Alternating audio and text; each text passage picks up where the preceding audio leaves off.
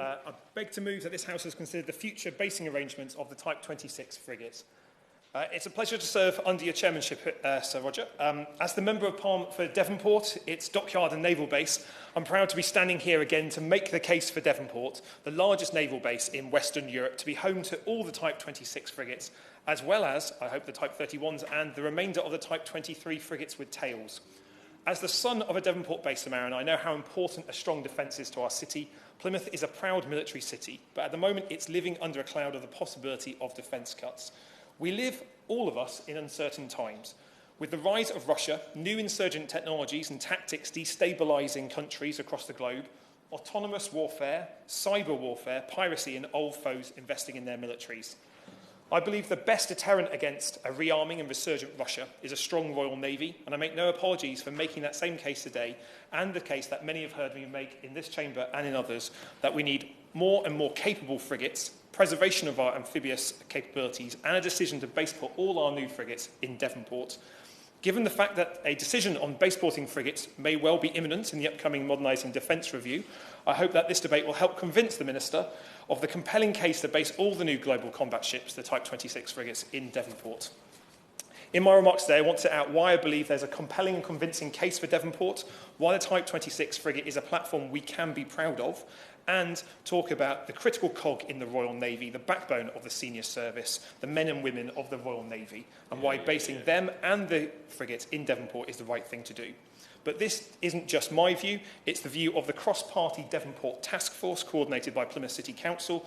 Whether Conservative-run as it was up to May or Labour-run as it has been since May, there is a cross-party support and consensus and a determination to win these frigates and protect our amphibious ships, Royal Marines, and deal with the legacy of the old submarines from all parties locally.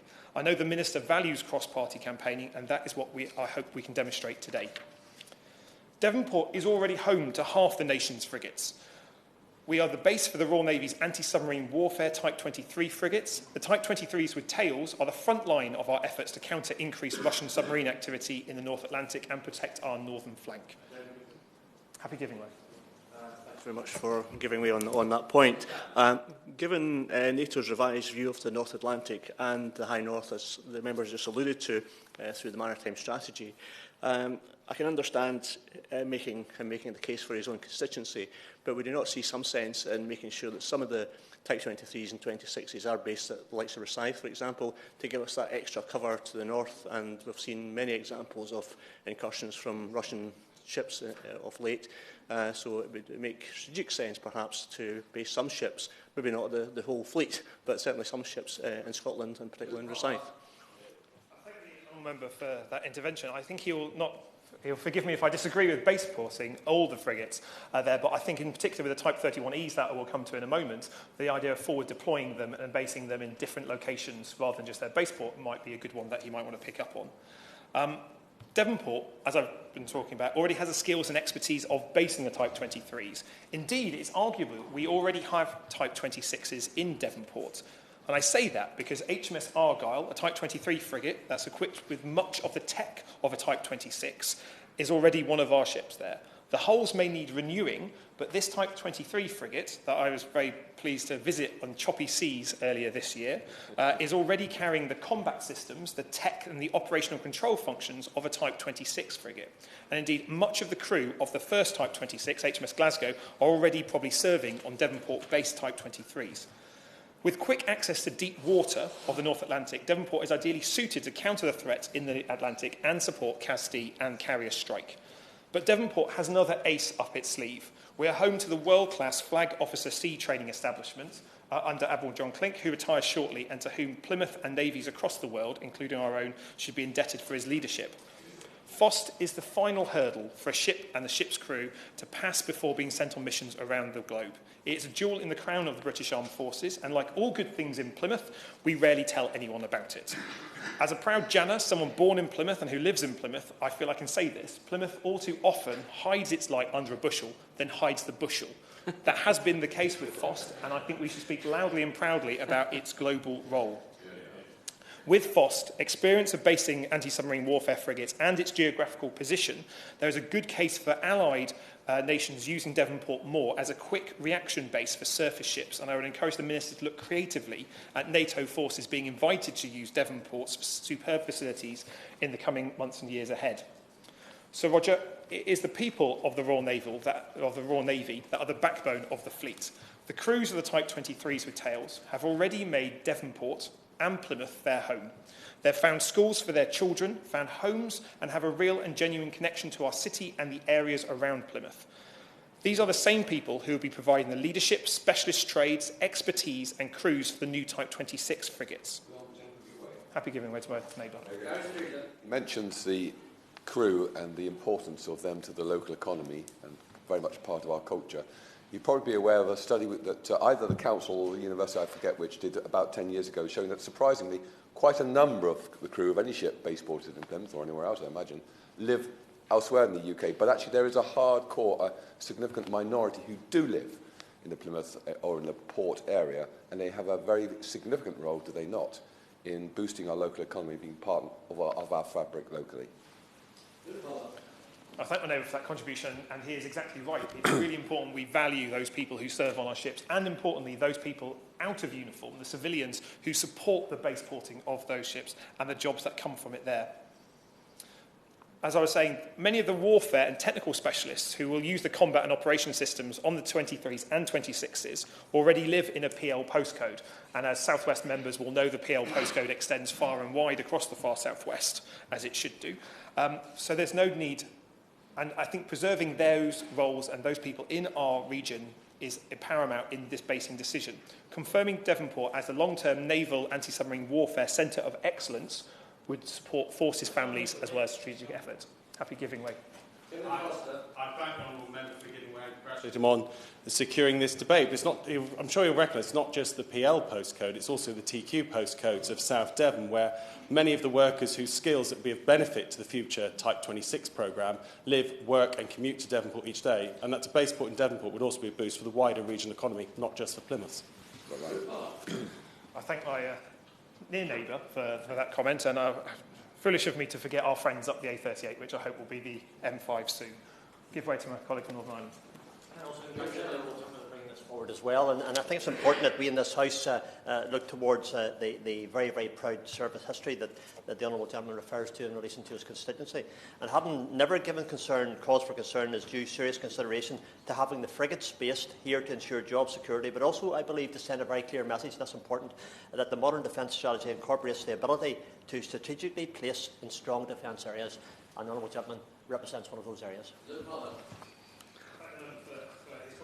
I agree with him. It's important that we build on the areas of expertise we already have, and in Devonport and Plymouth and the wider South West we have a military expertise and a close connection with the armed forces, which aids recruitment as well.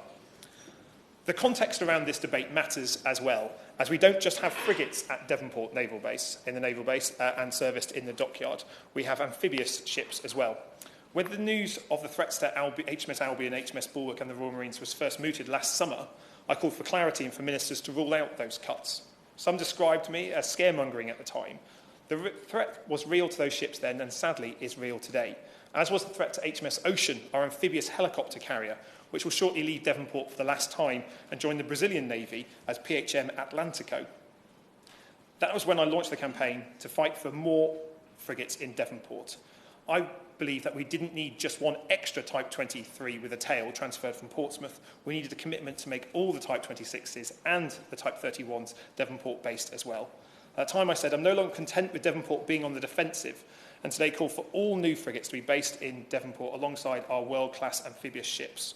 Most of the Type 31E frigates, which will join the Type 26s as part of the replacements for the 23s, will be forward deployed, but Type 26s will not be. So their basing arrangement is perhaps the bigger win for any locality, even if the Type 31Es may be with us sooner than 2026 for their larger sister ships. I also believe that they should be based in Devonport, even if it's more of a paper basing as base porting in the traditional sense due to the forward deployed nature that many of those new lighter frigates may deliver. In January, I led a debate on the government's national shipbuilding strategy in Westminster Hall and made the case to the Defence Minister about why Devonport is a world-class naval base and why it should be home to the Type 26s. But the petition, the energy that came around the will to base the frigates here is also an energy from the local community in the far southwest to protect our amphibious warships as well. That petition that I launched has attracted 30,000 names, and the Minister will be pleased to hear that there are 34 people in his own constituency that signed the petition, wanting to preserve the amphibious ships and the Royal Marines, although the bulk of those names did come from the far southwest area. Sadly, since then, we've seen further threats to our city, with the confirmed announcement that Stonehouse Barracks, the spiritual home of the Royal Marines, is closing, and the Royal Citadel, all in the constituency I represent, as well as job losses as Babcock restructures. Happy to give away, please. I think he may be slightly mistaken. The announcement about the rebasing strategy was actually in 2015, long before this process took place. And would you agree with me that actually, if that goes through, and this isn't about party politics, actually governments of all colours over the years have not paid enough attention to Plymouth. But if the rebasing strategy happens, if the Type 26s can be base brought in Plymouth, we will actually see a growth in the military for the first time in a generation under this government, and that's to be welcomed. Well, thank you for your contribution. What we'll actually see is a replacement for the Type 23s we've got with Type 26s. So the risk is actually that we lose ships if we don't get the Type 26 decision, rather than we gain extra ships as part of that. And the honourable member will know that sadly we're losing HMS Ocean, so we're already one large ship down in terms of our naval base contingent.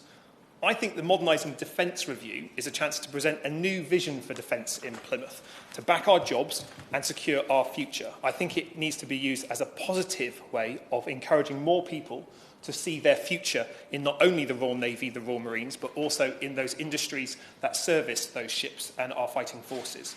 To do that, we need certainty over the future of HMS Albion and HMS Bulwark and the Royal Marines, something the Minister knows I feel strongly about from the volume and frequency of questions that I have asked him over the months since he has taken up his role.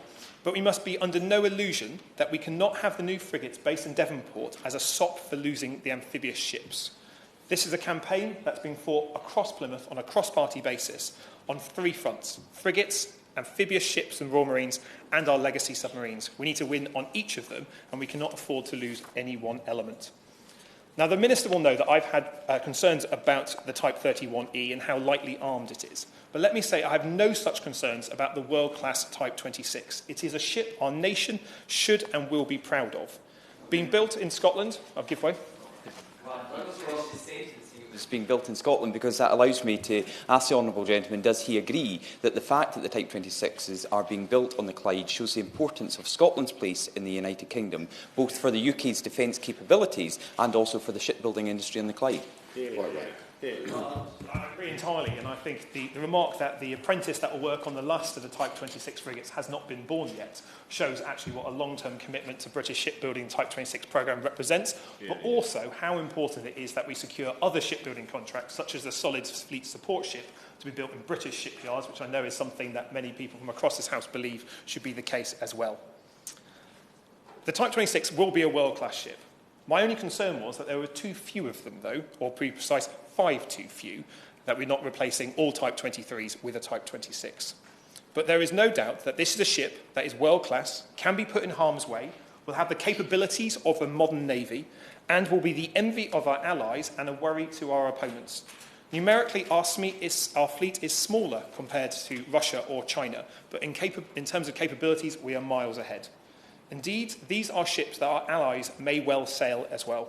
I hope Canada chooses the Type 26 platform for their 6 new frigates, and I hope that our cousins down under order 9 of them for the Royal Australian Navy's future frigate programme. I know that there is cross-party support for selling not only the design, the platform, but the expertise in the supply chain, because not all of the jobs in exporting the design of these frigates will be in building hulls. It is in the weapon systems, the combat systems, and the other support items that go on the frigate that provides value to the entire British supply chain. I do not want to use any of the time saying why other bases shouldn't work for the Type 26, because I think Plymouth and Devonport's case is compelling sufficiently. Portsmouth is a good base for the carriers, the Type 45 destroyers, and the OPVs. Devonport should be home to the frigates, to refits, and to the Royal Navy's amphibious capabilities. Not all the Royal Navy, just the best bits. Back in my maiden speech in June, I called for more and more capable frigates, something I believe the Type 26 delivers in terms of its capabilities. Shortly after winning the election, I wrote to the then Defence Secretary asking for a new Type 26 frigate to be named after Plymouth. This was a campaign started by my predecessor, the former Conservative MP Oliver Colville, something I supported as a candidate and now continue as an MP. I want to see one of the new City class named after Plymouth, but there's little point in naming a Plymouth if she's to be based in Portsmouth, as I'm sure the Minister understands. Now, along with others, I've been working hard to lobby ministers to make the case for Devonport. This has been a team effort, and it is in that cross-party spirit that I think our case is strongest. But I've also been lobbying colleagues on my own benches, and I'm really pleased that Labour has backed the campaign, pledging that a Labour government would base put all the Type 26 frigates in Devonport. Whether that Labour government is sooner or later, the Shadow Defence Secretary is absolutely right when she says Devonport's case for the news frigates is compelling, comprehensive and convincing. I agree with her on that. Plymouth's 3 members of Parliament, all present here today, the Labour leader of Plymouth City Council and the Conservative leader of the opposition are united in our belief that Devonport is the best place for these new ships. I've been calling for cross-party working on this issue since I started this campaign last year. Ministers have told me that this is the approach they want to see from Plymouth on this campaign, and I recognise that a strong, united campaign from Plymouth is vital in persuading the Ministry of Defence to decide in Devonport's favour. I believe we achieve more when we work together and less when we are divided. And ministers, I hope, will have heard by the end of this debate a united voice from Plymouth and the surrounding areas that Devonport is the ideal location for the Type 26 frigates. From 2026 onwards, I want to see HMS Glasgow and her sister ships alongside in Devonport, together with our world-class amphibious ships.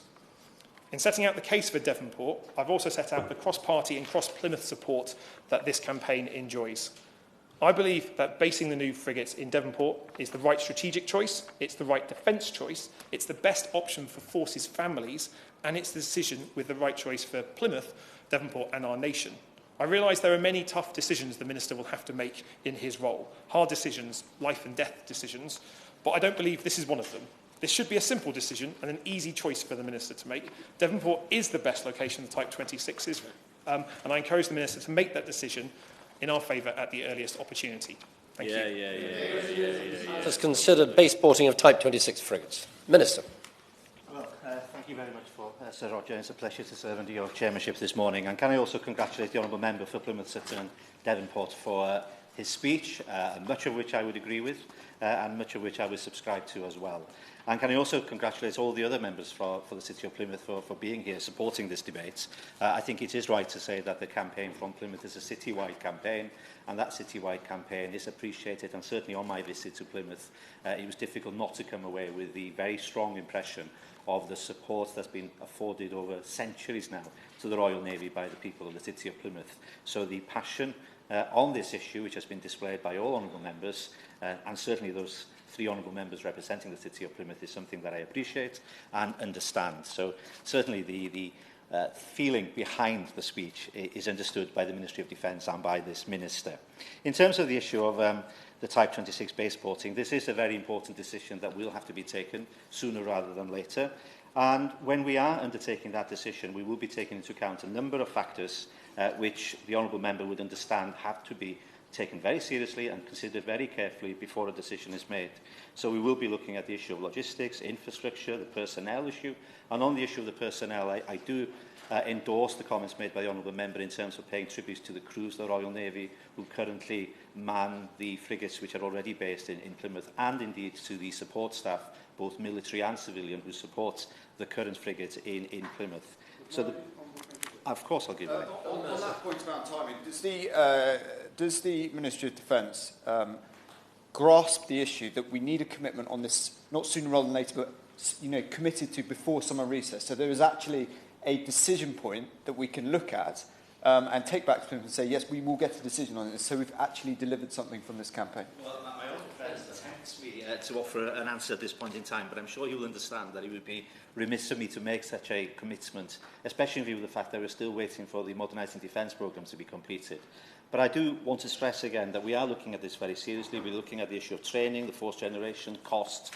And what I would say to my honourable friend is that we will be making announcements certainly before the end of the year. My anticipation is that we'll possibly be able to make announcements before then. But I would not want the honourable gentleman to move away thinking that the intention is to have an early decision. We are trying to ensure that we do make a decision which is based upon the facts of the situation, But I assure the honourable member that the support that is being shown for this campaign from Plymouth is being taken on board, and indeed the capability and the capacity of Plymouth as a naval base is also understood by the Ministry of Defence. So I hope that gives some reassurance, if not exactly the dates that the honourable member, my honourable friend, was looking for. Would you mind giving away? Of course I'll give way. Has the Minister given any consideration at all in terms of a slightly longer timescale as to whether the new Type 31s may be based? Ultimately, we are looking very carefully at the rebasing of the fact of the matter is that we are building an enhanced Royal Navy. We will have more surface ships in the Royal Navy than we've had for a long time. We're seeing the Royal Navy grow for the first time in a long time. So I think the key point I would make is that all these decisions are under review, and I think that is why it is important to understand that the decision on the Type 26 is not being taken in isolation. We are making decisions in terms of a growing Royal Navy, and I suspect that every single member who has spoken in this debate would welcome the fact that we are seeing a growth in the Royal Navy, and the reason for that growth is because, well, obviously, the new challenges that we're facing demand that we respond to those challenges, and I think some of those challenges have been articulated by the honourable member in his opening speech. In terms of the base, the Devonport base, I think we are aware of the long-standing support offered to the Royal Navy by Plymouth and the base since 1691. It's a 300-year history, and it's very difficult not to be moved when you visit Plymouth in terms of the contribution made by the city to the prosperity and the protection of this country over a period of 300 years. And clearly, the size of the estate is quite unique. It is the largest base of its kind in Europe. It stretches over 940 acres. It has over 100 listed buildings and 3.5 miles of waterfront. So it is very clear that this is a base which has been providing support for our Royal Navy for a very, very long period of time. And that history is very clear when you visit the city of Plymouth. But in terms of this government, our commitment is very clear. Our commitment is to enhance the Royal Navy, to enhance the surface fleet, and indeed to enhance the submarine fleet as well. And I think it is very important that we understand the context of this debate, because it is a context about growth within the Royal Navy. So we are committed to building our 8 anti-submarine warfare Type 26 frigates. And I have to say, in terms of the comments made by the Honourable Gentleman in terms of his support for the export campaigns in Australia and Canada, that was appreciated. I think it is a fantastic campaign that we have run in Australia. It's a fantastic campaign that we are running in Canada.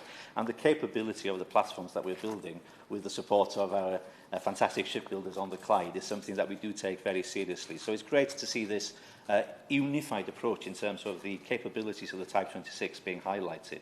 So the contract to build the Type 26 was awarded in June 2017. We've already cut steel and are building the first blocks on HMS Glasgow, which is very good news. Some people have actually claimed that this is nothing more than a paper ship. Well, if you've been to the Clyde, you can say to them quite categorically that's not the case. The work has been undertaken. The quality of the work is excellent. And the point, again, made by the Honourable Gentleman in terms of the long-term commitments to shipbuilding on the Clyde that this order represents was highlighted very clearly in the comments made about the apprenticeship opportunities. The last of the apprenticeships who will be involved in this Type 26 programme are not yet born. And that really does show our commitment to long-term shipbuilding in terms of the Type 26 programme. And I make no apology about the fact that we are also looking at the Type 31E. I think it is a case of identifying our capability need and identifying what the Navy needs. And I think the Type 31E concept is both welcome from a procurement point of view. It's a general-purpose frigate which is being built to a cost limit. But I think it is also a new way of doing procurement. And I have to say to the Honourable Gentleman, when I do travel around the world in my role, when the parliamentary arithmetic allows such travel to occur, it is fascinating the way in which other defence departments in other countries are watching our Type 31 procurements very, very closely, because the capability and the cost of the Type 26 is recognised and has been recognised in this debate. But not many countries have the capability or the financial power to purchase such a high level of capability as the Type 26, but they are interested in what we are trying to achieve with the Type 31. So the combined effort is an effort which is showing a degree of confidence in our shipbuilding strategy, but it's also showing a confidence in our Royal Navy. I think it's also important to highlight the fact that the Type 23 frigates have been a significant part of the, and remain a significant part of the activities in Devonport. I think the decision that was taken to base the 8 anti-submarine Type 23s in Devonport was the correct decision. I think that decision has resulted in more coherence in terms of our basing. And certainly I share the honourable gentleman's admiration for the crews of the Type 23, because in addition to the honourable member, I've also flown onto Argyll and actually enjoyed First Day War Games with the crew, and the professionalism and the commitment of the crew was something to behold. One issue, though, where I would take exception to the comments made by the honourable gentleman is in referring to defence cuts. And this is an issue, I think, that we have to acknowledge on a cross-party basis needs to be very carefully articulated, because it does contribute to a false impression of what is happening within defence. This government is actually committed to increasing defence spending. We have a protected budget, which is £37 billion. That budget is increasing by 0.5% above inflation year in, year out for the lifetime of this Parliament. And I think that commitment needs to be understood, because when we talk about cuts, I think it is important that we put that in context. We're actually increasing defence spending. The challenge we have is to manage that increased spending. So I think that context is important, because when we casually use the word cuts, we are sending a message, often a false message, which is a reassurance to our opponents, but also causes distress and concern for some of the people working within our armed forces. So I understand the context in which the comment was made, but I would like to put on record that we are expanding and extending our defence capabilities, and we are spending more on defence. And my own equipment budget is £180 billion over the next 10 years, which is, by any stretch of the imagination, a significant budget. And that includes a £63 billion commitment to enhancing the Royal Navy. And a £63 billion commitment to enhancing the Royal Navy is a significant commitment, and I think most members would acknowledge that. And I will give way for the last time to my honourable friend. Thank you very much. And, you know, I welcome all those comments, and clearly we have to do this debate from a position of truth, and we do have a growing defence budget. But in Plymouth, we have seen things like the defence rebasing strategy that has put under threat people's livelihoods and jobs in that city. It's kind of paused. It's not going anywhere. We need this commitment. And will the Minister take that back to the Department? We need something firm to deliver for the people of Plymouth in the very, very near future. Well, once again, at the risk of repeating myself, I think the message has been heard loud and clear from the three members from Plymouth and also from other members as well. It is a message that's been heard in the MOD. I think we do have to put things in order, because we have to do things in terms of the modernising defence programme, but I can assure my honourable friend and other colleagues that the message about the importance of this decision for Devonport has been understood. But I do think, for the final time, yes. Thank you, Minister, for his generosity.